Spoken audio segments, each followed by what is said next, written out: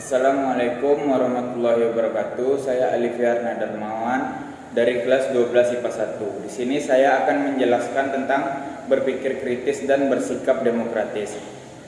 Lalu, apa yang dimaksud dengan berpikir kritis?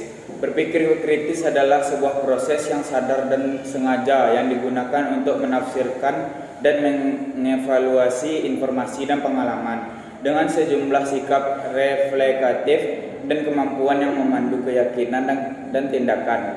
Sedangkan Islam mengajarkan kita untuk senantiasa berusaha memahami, menganalisis dan merenungi ayat-ayat Allah, kemudian menindaklanjuti dengan sikap dan tindakan positif.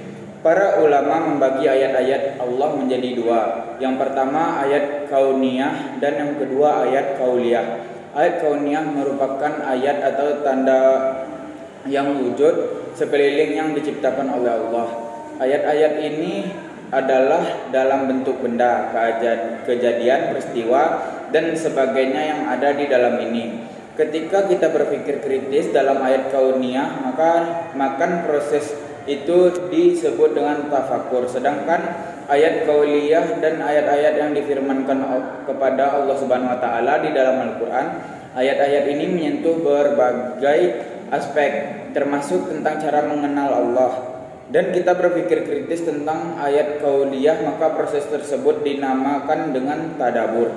Makna berpikir kritis adalah senantiasa memikirkan kejadian maupun peristiwa di alam semesta ini, kemudian merenungkan isi kandungan ayat Al-Quran sehingga kita bisa menindaklanjuti dengan sikap dan tindakan positif. Dalam ajaran Islam, kita diperintahkan untuk senantiasa berpikir kritis sebagaimana firman Allah dalam surat Al-Imran ayat 190 sampai 191. Sesungguhnya dalam penciptaan langit dan bumi dan pergantian malam dan siang terdapat tanda-tanda kebesaran bagi Allah. Orang-orang yang berakal yaitu orang-orang yang senantiasa mengingat Allah dalam keadaan berdiri, duduk maupun berbaring dan memikirkan penciptaan langit dan bumi. Seraya berkata, "Ya Tuhan kami, tindaklah Engkau ciptakan semua ini dengan sia-sia." Pada surat Ali Imran ayat 191 menjelaskan ciri khas orang berakal, yaitu apabila memperhatikan sesuatu selalu memperoleh manfaat dan terinspirasi dari tanda-tanda kebesaran Allah Subhanahu wa taala. Ia selalu ingat Allah dalam segala keadaan, baik waktu berdiri, duduk maupun berbaring.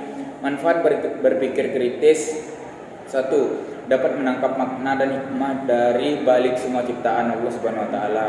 2. Dapat mengoptimalkan pemanfaatan alam untuk kepentingan umat manusia. 3. Dapat mengambil inspirasi dari semua ciptaan Allah Subhanahu wa taala dalam mengembangkan ipteks.